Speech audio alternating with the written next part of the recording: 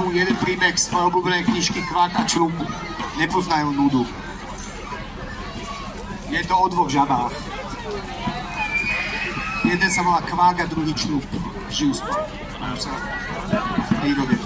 Člup sa ráno zobudil do keľu. Odfrkol si nahlas. Celý domček je hore nohami. Čaká ma veru riadna fúša. Cez okno nakúkol Kvak.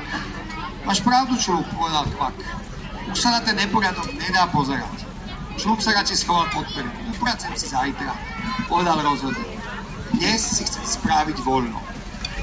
Kvak vošiel do domčeka a nestačil sa čudovať. Člup, na zemi sa ti povalil nohavice, kabát. Zajtra, oznámil Člup z pod peru.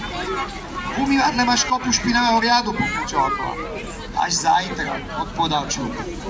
Na kreslách je prach, povedal Kvak. Veď zajtra, Člup mal jasnú vodu.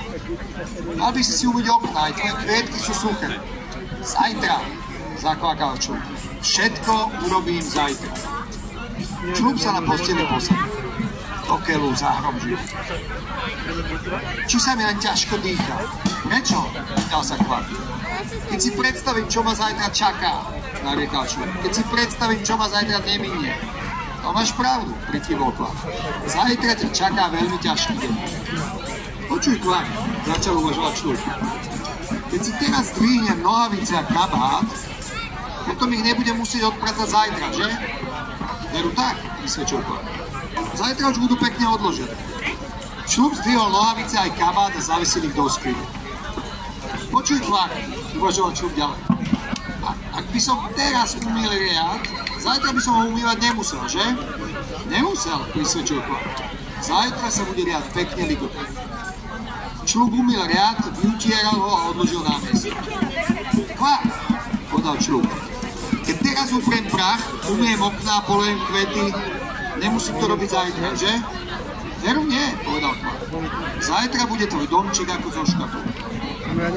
Člup utrel prach na kreslách, umyl okná, polial kvety, spokojne sa. A je to, povedal. Už mi je lepšie. Už sa mi lepšie dýcha. Prečo, spýtal sa Kvak? Lebo som s robotou hotový, povedal Člup. A zajtra si môžem robiť, čo sa mi zachce. A to je čo? Vyzvedal Kvak. Zajtra začal Člup si správny bol. Člup sa vrátil do postele, prikryl sa perinou až po uši a zaspal. Ďakujem veľmi pekne.